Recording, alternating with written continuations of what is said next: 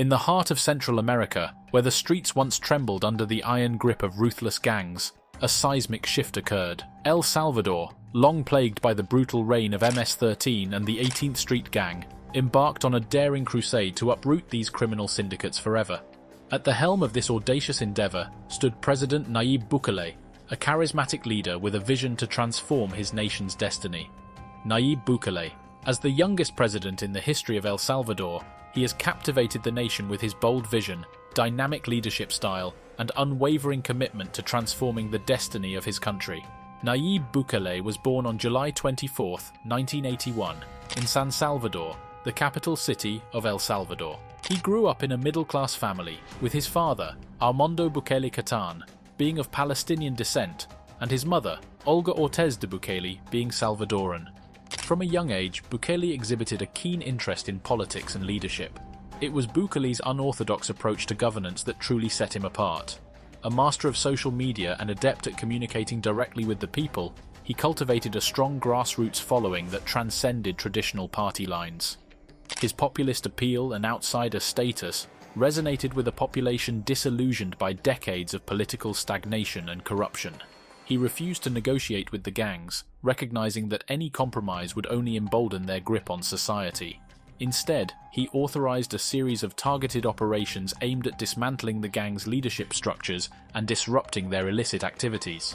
The rivalry between MS-13 and the 18th Street Gang, once a source of bloodshed and chaos, became a strategic opportunity for Bukele. By exploiting the divisions between these two formidable foes, his administration orchestrated a series of carefully coordinated strikes, weakening their grip on neighborhoods and cities. But Bukele's crusade was not without controversy. Accusations of human rights abuses and extrajudicial killings surfaced, casting a shadow over his administration's tactics. The opposition, led by the leftist FMLN party, accused Bukele of authoritarianism and demanded accountability for the alleged abuses. But what was the FMLN party? In the crucible of El Salvador's tumultuous history, amidst the backdrop of social injustice and political repression, a formidable force emerged, the FMLN.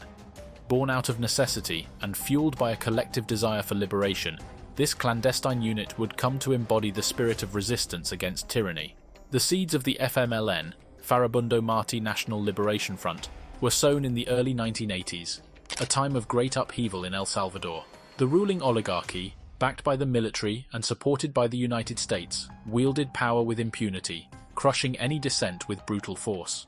As a result, a number of left-leaning guerrilla organizations came together to form the FMLN, including the People's Revolutionary Army and the Communist Party of El Salvador.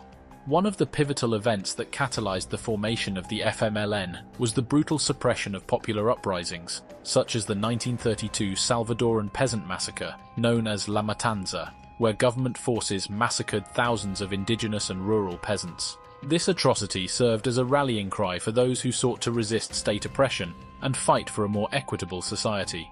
The FMLN's armed struggle against the government lasted over a decade and exacted a heavy toll on both sides, resulting in widespread human rights abuses and civilian casualties. Ultimately, the FMLN's journey from a disparate collection of leftist groups to a unified revolutionary front reflects the resilience and determination of the Salvadoran people in their quest for social justice and liberation. While the armed conflict may have ended with the signing of the Chapultepec Peace Accords in 1992, the legacy of the FMLN endures as a symbol of resistance and hope for a better future in El Salvador. Now back to Bukele's crusade against the gangs. For many Salvadorans, Bukele's methods were a necessary evil in the face of an existential threat. With each high-profile arrest and gang leader's demise, the tide began to turn. Communities once held hostage by fear found hope in the prospect of a future free from the tyranny of violence. Bukele's gambit paid off as the gang's grip on El Salvador began to unravel. With each passing month, the number of homicides plummeted and the streets grew safer. Foreign investors, once wary of the nation's reputation for lawlessness, began to take notice of its newfound stability. However, the battle against organized crime is far from over. Bukele's victory is a testament to his political savvy and resolve, but the roots of violence run deep in Salvadoran society. True lasting change will require not only the eradication of gangs, but also the implementation of comprehensive social programs aimed at addressing the underlying causes of crime. In the annals of El Salvador's history, Nayib Bukele will be remembered as the president who dared to confront the gangs head-on, charting a new course for his nation's future. Whether his legacy will be one of liberation or authoritarianism remains to be seen. But one thing is certain: the Salvadoran saga is far from over.